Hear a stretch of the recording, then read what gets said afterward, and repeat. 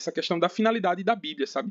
Eu acho que quando a gente entra nesse ponto de discutir ciência e crença, o livro principal que a gente tem, cara, para poder se basear é a Bíblia. A gente, no caso, aqueles que acreditam, né? Porque, assim, a Bíblia ela não vai em contradição, como eu estava falando, aos avanços científicos que a gente vive hoje na nossa realidade. Até porque, quando a gente fala sobre essa questão do pensamento, né, do avanço científico, tudo isso não começou só agora. A gente vivenciou inúmeras mudanças que foram acontecendo ao longo da história, e a igreja ela sempre foi se adaptando a essas novas mudanças, né? E quando eu digo igreja, eu me refiro ao povo cristão, no caso, que é o grupo que eu faço parte e que eu posso falar por mim, porque eu faço parte desse grupo e posso afirmar dessa forma, sabe? Mas eu não acho que a Bíblia ela tem essa finalidade de ser um livro técnico que foi escrito para poder provar com detalhes.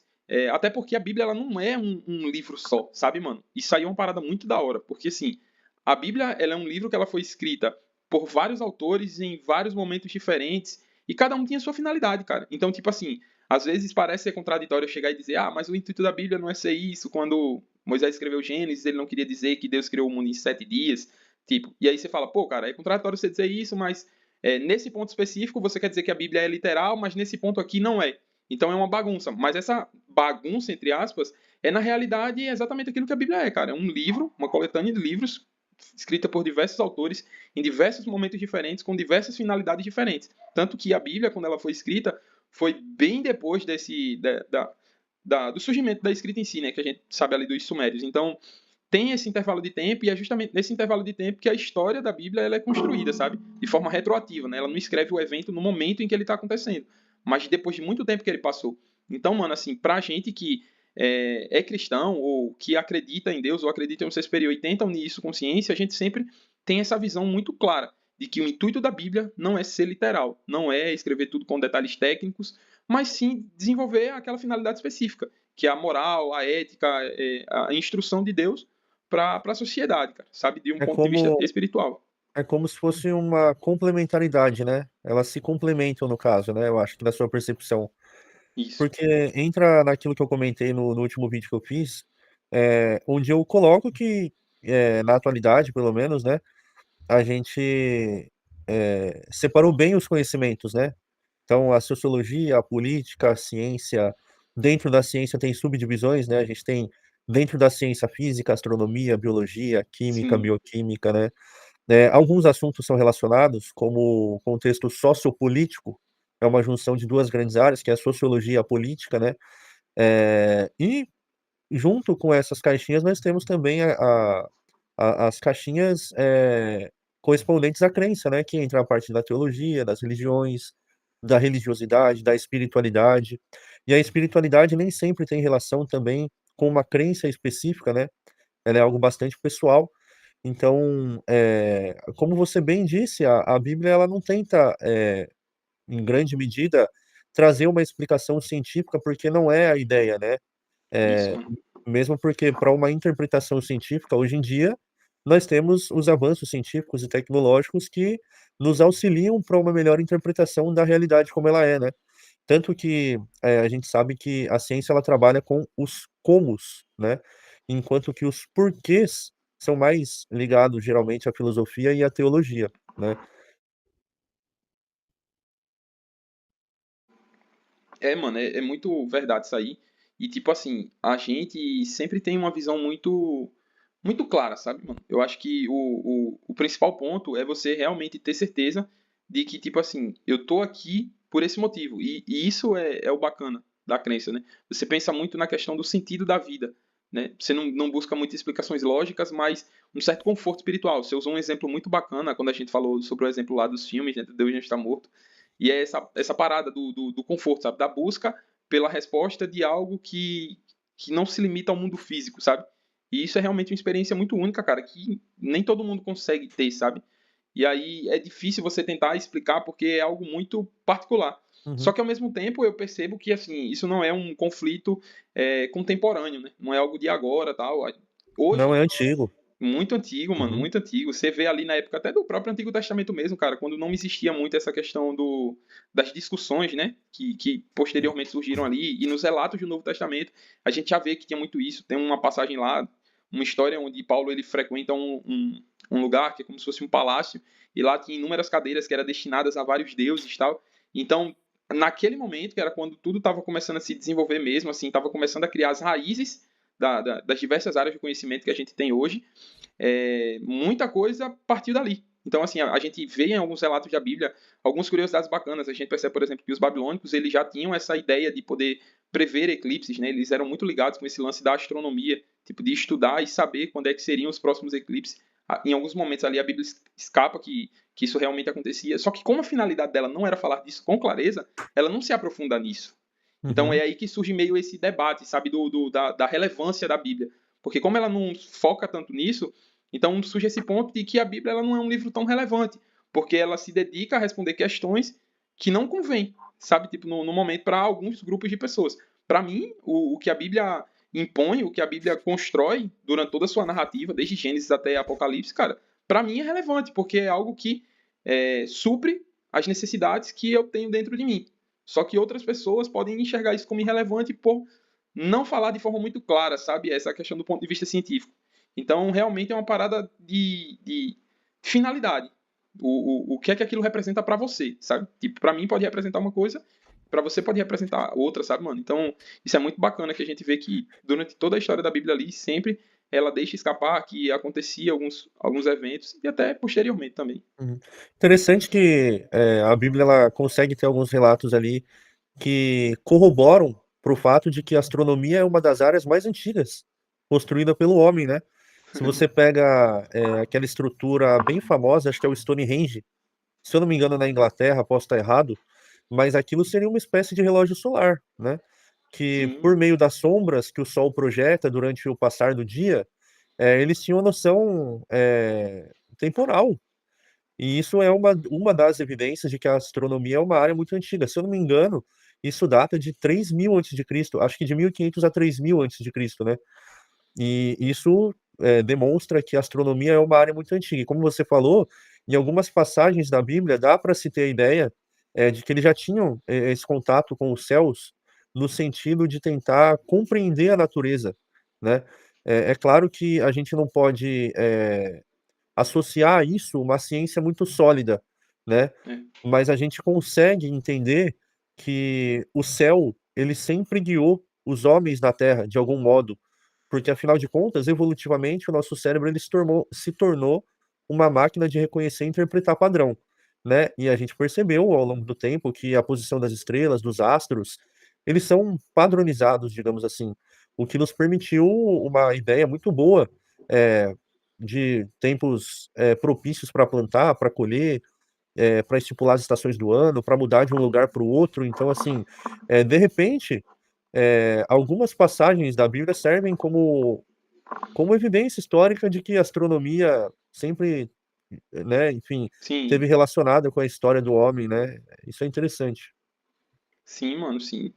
E assim, mano, tem muito essa questão do alinhamento, né, mano, entre a conexão entre a história que a Bíblia Sagrada está narrando e o porquê dela tá ali.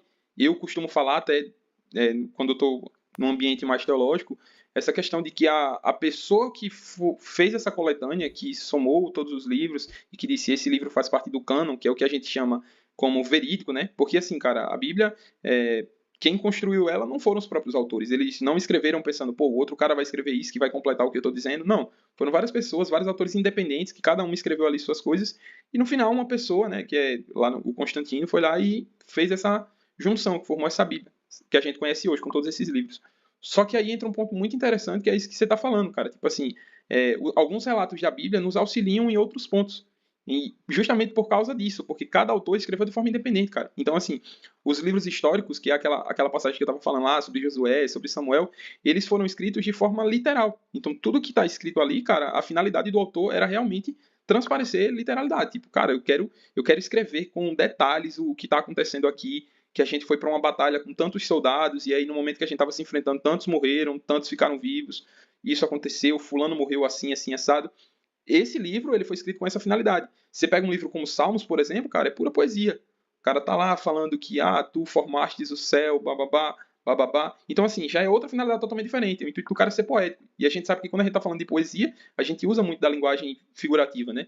Então, assim, cai nesse ponto, cara. Tipo, qual é a finalidade daqueles livros? O Novo Testamento, por si só, ele já não se apega mais com essa questão da poesia, porque a narrativa ali ela já é construída de outra forma. O intuito dali dos livros é ser realmente biográficos, né? Falar sobre a vida de Jesus, sobre os feitos de uma forma literal. E aí entra um outro ponto que não convém discutir se aquilo realmente é verdade ou não, mas assim, o intuito da escrita já é outra completamente diferente. E até posterior à Bíblia também a gente encara muito, cara.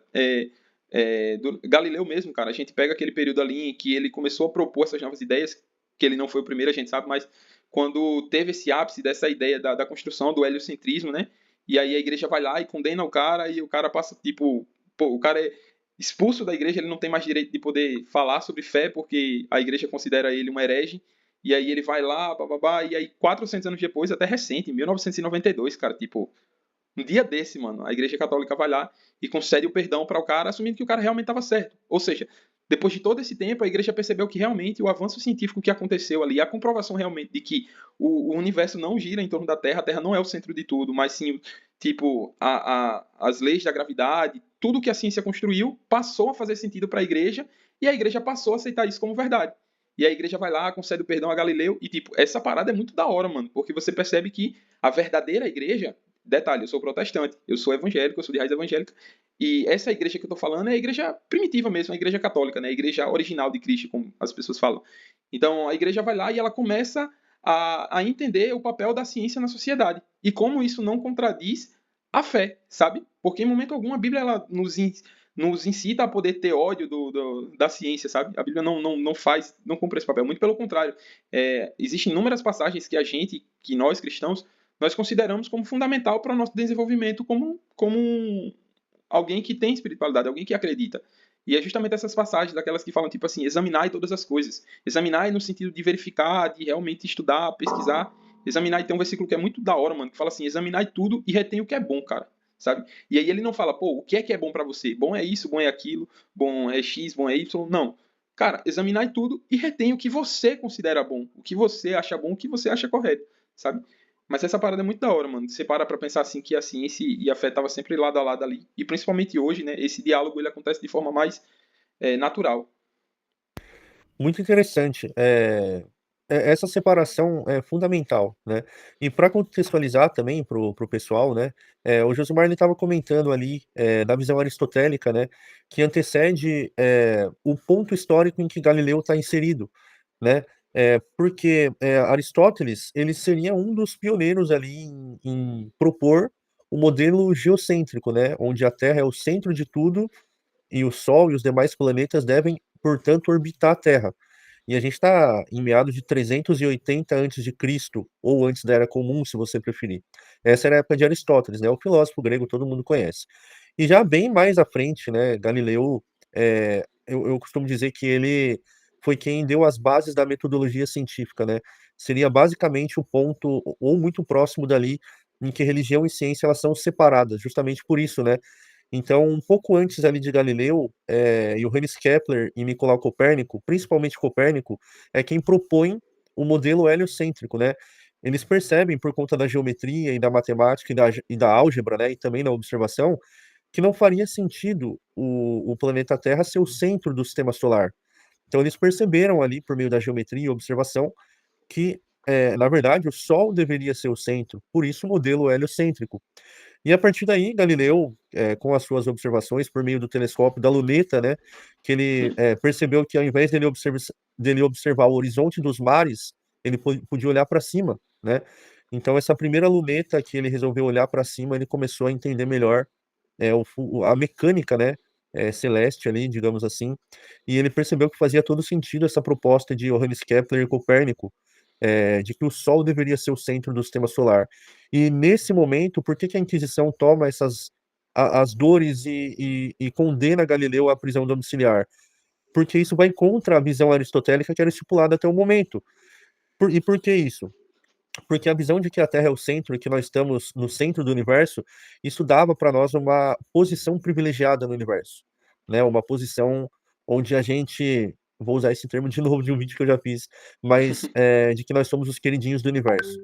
E quando a gente tem essa proposta, né, dos três grandes nomes aí da história, né, o Johannes Kepler, Copérnico e Galileu, de que nós não somos o centro, podemos até incluir Isaac Newton nisso, né? Que eles estão muito próximos ali historicamente Sim. falando, mas quando a gente percebe que nós não somos o centro, isso mexe com a visão, né, da época ali, por isso que a Inquisição ela condena Galileu, justamente por conta dessa quebra ali, de paradigma, né? E isso é importante, é basicamente isso que o Josimar trouxe, né, desse ponto histórico, né? Em que Galileu ele é preso, condenado à Sim. prisão domiciliar por conta disso aí. É, mano, é interessante isso, e principalmente quando você começa a ligar isso com a fé, né, e tal, pra gente que acredita, mano, é muito da hora, porque, tipo assim, é, por coincidência, esse movimento que você chamou ali, né, como essa segregação ali entre ciência e fé, também coincidiu com a Reforma Protestante. Então foi um momento de revolução, tanto dentro da academia em si, né, quando os primeiros conceitos ali sobre essa ciência moderna que a gente sabe hoje foram surgindo, e dentro da igreja também essas mudanças foram acontecendo, que foi justamente quando aconteceu essa reforma. E se parar para pensar ali que a gente já tinha um certo panorama, né, geral sobre o mundo, a Europa, a Ásia, a África já vinha sofrendo muito essa questão da exploração e muita coisa nova estava acontecendo. Então, naquele período, as pessoas pararam para, tipo assim, cara, você usou muito bem essa frase da questão de, ao invés de olhar para os mares, né, planeta, olhar para o céu. Isso é bacana, porque você estava vivendo um momento sempre de descobertas, né, de novas descobertas e sempre exploração, e ali novas terras iam surgindo, e aí rompeu a barreira, né, cara? É aquele momento que realmente você, tipo, para de pensar apenas num mundo limitado e aí você começa a encarar novos desafios. E isso aconteceu tanto, tipo, na ciência com os nomes que você citou, Newton também, que veio posteriormente, e dentro da igreja também. E aí é bacana você parar para pensar, por que eu escolhi hoje ser protestante, cara? Porque foi justamente nesse período que, ao invés de prosseguir com a visão errada da igreja, que a igreja permaneceu seguindo, os reformadores foram lá e, tipo, cara, e abraçaram essas novas ideias que estavam surgindo.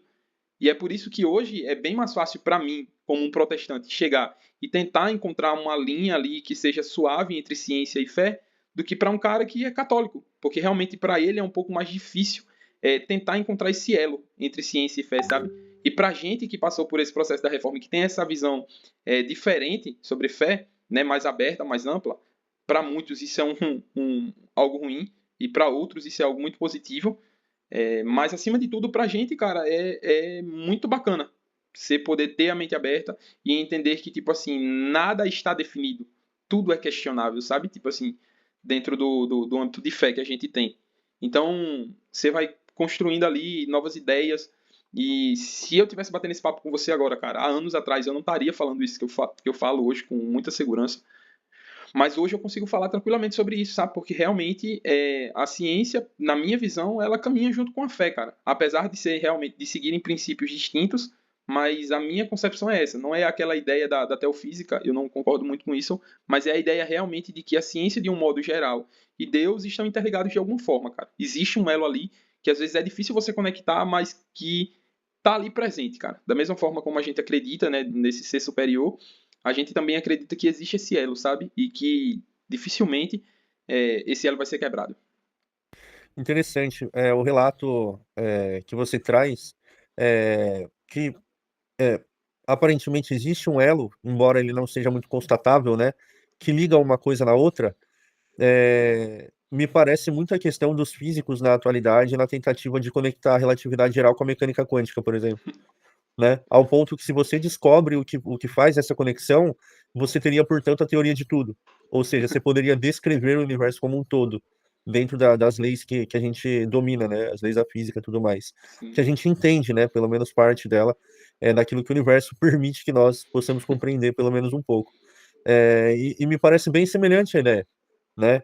É, embora exista um elo que conecte ali a ideia de uma divindade com a realidade mesmo. Eu não digo nem com a ciência, porque sim, a ciência ela é uma ferramenta, né, digamos assim. Então, por meio dessa ferramenta, a gente pode interpretar a realidade, né? Claro que dentro da ciência nós temos as teorias, como que chama? As pesquisas descritivas da realidade, né? Então, são aquelas pesquisas que descrevem alguma coisa ou algum evento ou algum recorte da realidade. Então, são tipos de pesquisa que estão descrevendo parte de alguma realidade, né? sim, Então, tem muitas coisas que a gente já sabe da realidade e tal, mas você tem uma ideia assim do que seria essa conexão entre uma divindade e a própria realidade? O que seriam evidências para você assim? É, Você diria, por exemplo, que o que a ciência nos permite saber da realidade seria uma forma de entender como Deus criou as coisas? Tipo assim, como que você explicaria isso? Mano, essa é a parte mais complicada, sabe? Que é justamente a parte da definição, né? Quando você Uhum, tá ali, é muito difícil você realmente construir uma ideia que você consiga comprovar. Mas existe aquela questão do achismo, que dentro da ciência ela não é aceitável, mas do ponto de vista de fé você só pode opinar. Porque, tipo assim, cara, Deus não vai uhum, aparecer e vai confirmar para você aquela parada. Então, ele não tá lá escondido dizendo assim, pô, você tá quente, tá frio, tá distante. uhum, Não tem esse retorno, sabe? Então é realmente algo que você acredita e é por isso que, tipo assim, diferentemente da ciência, a gente percebe que a fé, as grandes personagens aí hoje que a gente tem da teologia ou do cristianismo, elas sempre influenciaram muitas pessoas. uhum, E já de um ponto de vista mais moderno ali, mais recente, né, em alguns séculos atrás, a gente percebe isso também dentro do campo científico. Então, assim, quando a gente fala sobre realmente encontrar esse elo, essa união, a gente não consegue realmente chegar a uma conclusão do que é que poderia ser. Mas existe sim algumas opiniões. Você citou muito bem essa ideia de que, tipo assim, os avanços que a gente tem ali dentro da ciência, o que é descoberto, tá, de certa forma, nos ajudando a entender um pouco mais sobre como Deus criou todas as coisas. E aí uhum. cai naquele É, ponto que eu estava eu falando. acho, eu acho que estaria mais nesse lugar o que eu quis dizer. É, Porque no nosso último papo, a gente já concluiu que não teria como constatar, né? é, A constatação, ela não está para a crença ou para a fé, é, senão não seria fé, né? é, Acho que a própria definição de fé é ter certeza sobre algo da qual não podemos verificar. Se eu não me engano, é Tomás de Aquino ou Agostinho, um dos dois que traz essa definição. sim, Eu acho que é basicamente isso. Então, eu acho que o que eu quis colocar é mais nesse ponto que você vai entrar agora mesmo, é, de que talvez a ciência como uma ferramenta, ela evidencie a forma como foi que a divindade, no caso Deus, né, que vocês uhum. acreditam, ele criou o universo, a vida, enfim, e tudo mais. Eu acho que tá mais nesse lugar. Cara, e aí entra um ponto até interessante, sabe? A gente, se o Vitor tivesse aqui, a gente conseguiria pensar. Eu queria muito saber a opinião dele sobre isso, sabe?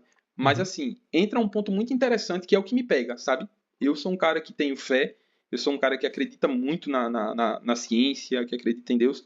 Só que, para mim, a maior dificuldade nessa questão da união não é nem tanto a questão do espaço em si. Porque como a gente está falando de algo que é muito difícil de controlar, sabe? A gente abre muita brecha, muita porta para muitas possibilidades. Então, tipo assim, o conhecimento que a gente tem hoje sobre Deus, ele não se aplica tanto na questão da exploração espacial, por exemplo. É algo que não tem muito impacto, sabe? Beleza, a gente pode chegar a concluir de que as leis da gravidade, que todos esses pontos foram ferramentas que ficaram ali em oculto, que Deus não queria expor, mas que deixou aberto a possibilidades. E aí entra naquele ponto que eu tô falando do ser apelão, sabe? Tipo assim, nada vai conseguir contradizer porque ele tá em tudo, tá ligado? Tipo, ele é onipotente, ele é onipresente, então é difícil você tentar combater. Mas a ideia principal que eu tô querendo falar não é nem essa questão de combater, mas é o seguinte, quando a gente fala do espaço, da exploração espacial em si, a gente abre muitas oportunidades para poder não contradizer Deus. E aí, eu espero que quem esteja assistindo esse vídeo entenda onde que eu quero chegar. Mas quando a gente entra num ponto de vista, por exemplo, biológico, a gente encara mais desafios, sabe?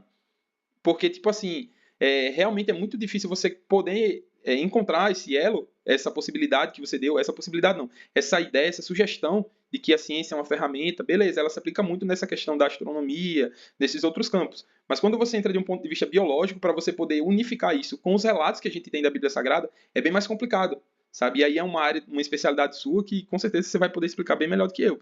Mas assim, essa questão de tentar entender a formação humana do ponto de vista bíblico e do ponto de vista científico, ainda existem muitas contradições, sabe?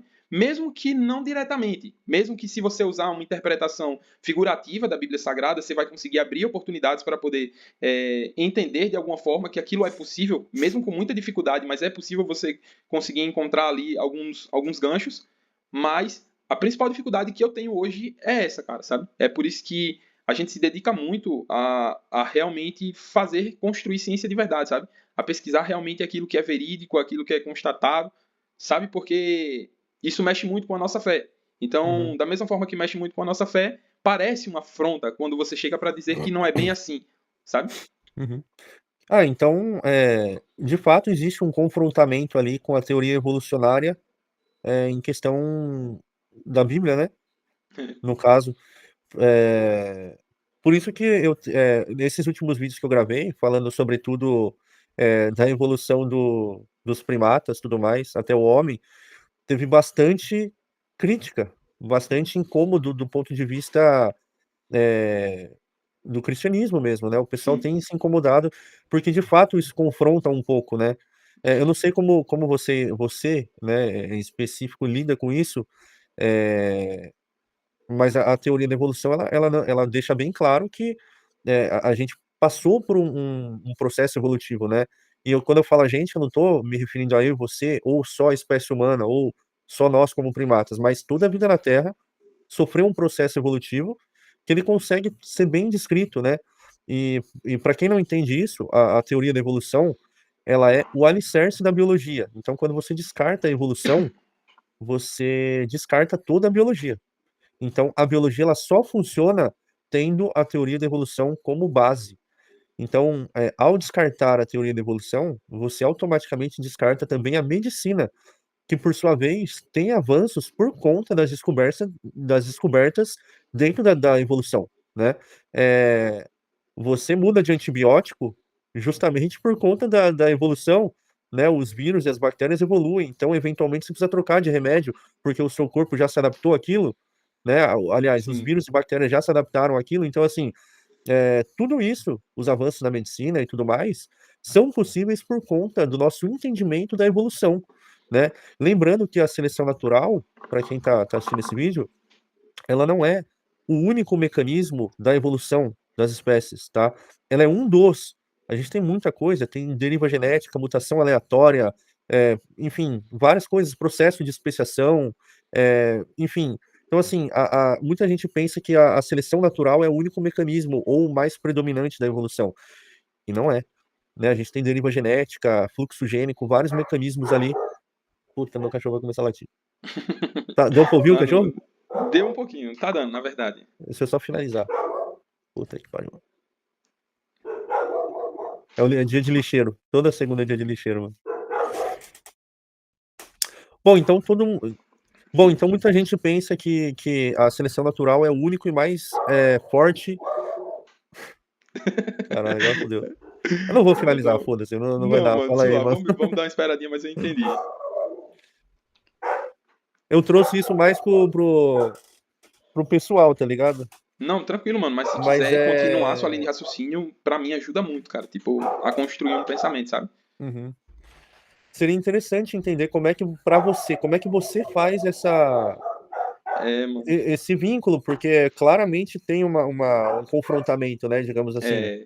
É, mas aí cai sempre nesse ponto, mano. A gente conversa, conversa, conversa, mas sempre vai cair nesse ponto que é essa questão da intenção da Bíblia Sagrada. Porque eu sempre menciono a Bíblia, cara. Porque a ferramenta que a gente tem hoje, nós cristãos, a ferramenta que a gente tem sobre a concepção dessa imagem de um Deus criador, que outras pessoas não acreditam, mas esse grupo tem essa fé, essa crença de que realmente existe um ser criador, e o principal livro que a gente tem para poder construir a nossa visão é a Bíblia. Então é por isso que eu sempre recorro à Bíblia. Só que aí entra esse ponto que eu tô falando, cara. Existe uma linha, né, uma cronologia ali dentro da Bíblia Sagrada, e existe essa cronologia que a gente sabe de um ponto de vista científico. É possível ligar as duas? Sim, é possível. Porém, é um desafio, cara. Porque você parar para pensar, vamos lá. Vamos ignorar, vamos supor que realmente a gente conseguiu fundir as duas linhas cronológicas e vamos considerar que quando Deus estava falando que criou os céus e a terra era sem forma e vazia, e havia um abismo, e o Espírito de Deus pairava sobre as águas. E aí vamos supor que aquilo não foi em dias, mas que dia foi a imagem figurativa, né, uma linguagem que ele usou para poder expressar períodos. Que períodos de bilhões de anos, cada momento da criação aconteceu em um período longo de bilhões de anos, ou vamos lá, que seja, vamos partir dessa linha de raciocínio. Qual a probabilidade de Deus poder dar revelação para Moisés, que escreveu a Bíblia ali, vamos lá, os 5 primeiros livros em 1000 antes de Cristo? Vamos pegar aquele período. Vamos supor que Deus desse essa revelação para Moisés, dele poder descrever todo o processo evolutivo em um único livro, cara, seria muito difícil. Primeiro, que para aquele povo do período aquilo não ia fazer diferença, tu entende? Tipo assim, cara, beleza, mas se Deus ele sabe que o livro, que a Bíblia Sagrada, iria permanecer por gerações e chegaria até mim hoje, então por que não ele revelou um pouco mais, sabe, se realmente ele é esse ser criador que está por trás de tudo, porque ele não deixou ali algumas coisas para que a gente pudesse compreender que ele é atemporal, sabe? Mas aí entra esse ponto que eu tô falando, de que realmente a finalidade da Bíblia não é essa. E aí a gente vai cair sempre nesse ponto, sabe? Mas realmente existe sim esse confrontamento, né? Que é possível se ligar, cara, mas eu acredito que falta incentivo. Falta incentivo dentro do campo científico de pessoas com conhecimento adequado para poder chegar nessa conclusão, sabe? E se a gente parar para pensar, cara, essa questão da finalidade tá tanto cá como lá. Nenhum cara que tipo dedicou a vida inteira ao avanço científico e dedicou sua vida à educação, que seja como pesquisador, ele não, a depender dos seus princípios, é claro, ele não vai se dedicar uma vida inteira para poder estudar algo que não é palpável, como você falou, sabe? Não é algo do mundo físico. Então é muito difícil você tentar realmente encontrar essa conexão. Mas eu acredito que ela existe, sabe, cara? Realmente eu não tenho as ferramentas necessárias para poder te dizer agora como, mas eu acredito que é possível sim a gente conectar esses dois pontos. Só que aí entra num assunto mais delicado, sabe? Mas eu, de forma alguma, eu contradigo, sabe? Eu não assumo que essa teoria da evolução é balela ou que não é real. Não, eu não penso dessa forma. Assim como também eu não abro mão da minha fé por causa disso, tá ligado? Eu acredito que se chegar em um momento onde eu tiver que escolher, pô, cara, ó, a gente constatou algo que é muito verídico e que se isso for verdade, essa ideia de que Deus ele criou o mundo dessa forma não é possível. Aí realmente eu vou entrar numa saia onde eu vou ter que tomar ali a minha decisão, se eu vou seguir com a minha fé ou se eu vou seguir acreditando. Mas até então, cara, todos os avanços que a gente teve jamais vai contradizer, tipo, essa imagem que eu tenho desse ser superior, sabe? Eu queria comentar, mas o cachorro, ó, Ainda tá, mano. tá, tá vendo? Agora ele deu uma parada, mas ele tá até agora. Olha lá. Ó. Aí que eu Não, começar mano. a falar, ele... Não, suave, mano. Mas Eu. eu tenho um ponto bem interessante pra trazer, mano, com isso tudo. É que eu quero muito falar sobre isso, mas preciso esperar ele terminar de latir. Mas é basicamente, tipo assim, se atrapalhar o vídeo, eu falo de novo depois também. Mas você concorda que a metodologia da ciência, ela está para todas as áreas da ciência. Então, quando a gente aceita, por exemplo, que o conhecimento que nós temos do universo até o momento, ou, sei lá, os avanços da química, da bioquímica, são avanços que condizem com a realidade, certo? Certo. Então, a gente consegue estipular que a metodologia da ciência, ela traz uma segurança igualmente para todas as áreas dentro da ciência, incluindo a biologia, que também é uma área científica, certo? Sim. Então, a mesma segurança que nós temos para falar do nosso sistema solar, por exemplo, ou dos nossos vizinhos mais próximos, seja Alpha Centauri, seja a galáxia de Andrômeda, ou outros astros, nós também temos segurança para trazer informações sobre como deve ter ocorrido a evolução da vida na Terra, por meio de evidências, né, de observações dentro da geologia, da paleontologia, dos paleoambientes, dos estudos da genética molecular, da árvore filogenética e tudo mais. Então, essa mesma segurança que nós temos para tratar de um assunto em astronomia e física, nós também temos em genética molecular e biologia, por exemplo. Então, eu acho importante essa visão que você tem de manter seguro essa perspectiva científica, né? Afinal de contas, a gente tem um alicerce bem estruturado, né? Embora a ciência como ferramenta seja algo recente na história, né? A ciência moderna tem 500 anos, né? Embora ela seja algo muito recente, a gente tem uma certa segurança por conta do próprio mecanismo da metodologia. E o legal é que você não descarta os avanços que nós tivemos até aqui por conta de uma crença. Isso, pelo menos da minha percepção, é o que te leva além de muitas pessoas que, a princípio, elas vão descartar a ciência como um todo e a Pode metodologia falar mesmo, pode, e a pode descer o carro. evolução, né? A maioria das pessoas elas tendem a descartar, né, a ciência É, mano. em prol daquilo das suas evidências anedóticas, né? Aquilo que elas acreditam, da sua crença pessoal. Então, é mais viável você desvalidar algo que não é familiar, como a ciência ou a teoria da evolução, em prol de algo que você sempre acreditou. Então, eu compreendo também as pessoas que desvalidam ou que não é o termo certo dizer isso, né? Mas as pessoas que não acreditam na evolução, elas são livres para não acreditar, embora elas estejam erradas, mas elas são livres Sim. para desacreditar nisso. Porque como o Cortella bem trouxe uma vez, né? O Mário Sérgio Cortella, acho que todo mundo conhece, Sim. né? Um filósofo aí nacional, excepcional. Ele trouxe que a religião ela não é um sistema de ideias, né? A religião é um sistema de força. As pessoas não têm religião para terem melhores ideias. As pessoas têm religião para se sentirem mais fortes para existir. Então, é compreensível, né? Elas não têm religião para questionar ou para aprender sobre ciência. É, Não, é algo que vai fortalecer elas no dia a dia. Então, eu compreendo também quem descarta, embora elas estejam erradas nesse ponto. mano. Pior que é mesmo, mano. E assim, é algo muito particular, né, cara? Você para pra pensar, tipo assim, tem uma pancada de gente por aí, mundo afora, que tem essa mesma visão que eu. E já existe um outro grupo que descarta dessa visão. Porque às vezes, quando você tenta fazer essa unificação, né, mano, entre ciência e fé, você acaba entrando num grupo ali muito seleto e que é muito atacado, sabe? Porque, como eu tô te falando, as pessoas estão acostumadas a não buscarem conhecimento. Isso é fazer exatamente o oposto do que a Bíblia manda, cara. A Bíblia pede para você ir atrás, tipo, buscar conhecimento. A Bíblia fala exatamente com essas palavras, abertamente.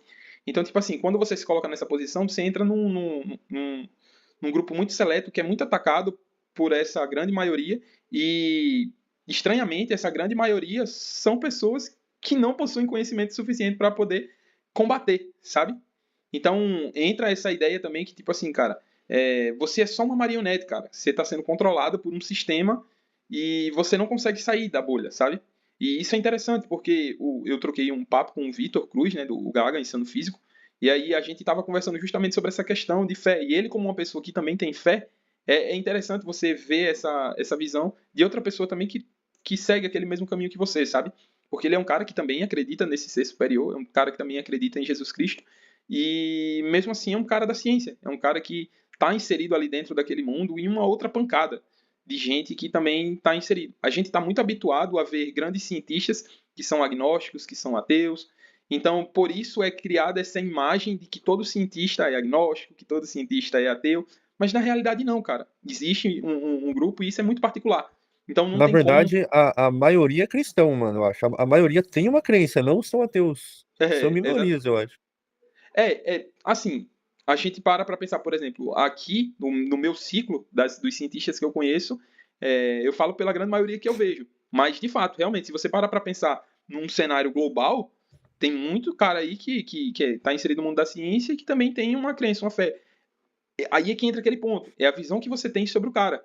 Nem sempre você ter uma fé é sinal que você é aquele cara de igreja, você é um cara que prega na igreja, você é um cara que está em. Uhum. Não. Você acredita em Deus, cara. Você não é obrigado a fazer parte da comunidade, da igreja. Você não é obrigado a fazer parte disso. Só essa questão de acreditar. E isso é muito interessante porque a gente entra num ponto que nem cabe tanto aqui, mas é aquela questão do que acontece após a morte, né? Esse lance de salvação, que aí entra numa esfera 100% teológica e aí não tem como ser realmente falar disso de uma forma científica, mas assim, é interessante você parar para pensar nisso, cara, e eu acho que a gente tem muito ainda que conversar, que evoluir Com nessas certeza, conversas, mano.